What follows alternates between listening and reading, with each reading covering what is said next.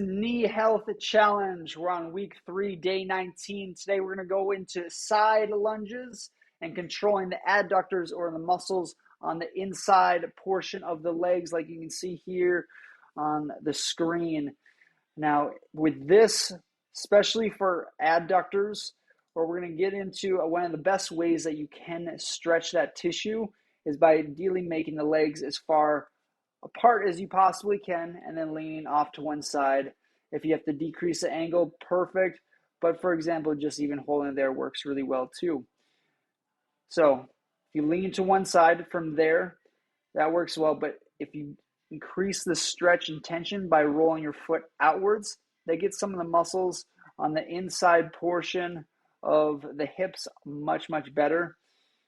So it all depends on where you want to put more of the stretch in. For most people, the adductor magnus is incredibly tight. Even if you notice, like, oh, my legs aren't straight or I have one leg longer than the other, oftentimes when that happens, if the adductors are incredibly tight, they're shortened and it can hike up the pelvis. So just pay attention to that. So from here, we also can add rotations of the hips.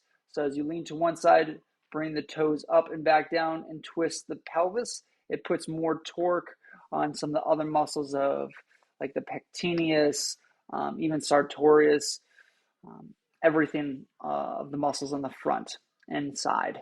So that's a fun challenge for you. Hold that ideally 2-minute holds a day each side. From there, you can add in rotations at the end, and that's where I'd go with that one.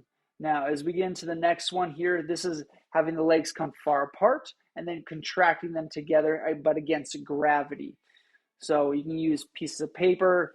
Right here, I have sliders, either or. Even if you have a hardwood floor at home, socks works just as well.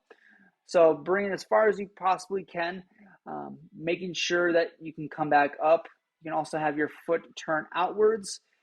I definitely need to hold on to something there, which gets some of the tissues on the outside. And if you bring your toes inwards, then it gets some more of the muscles on the front side.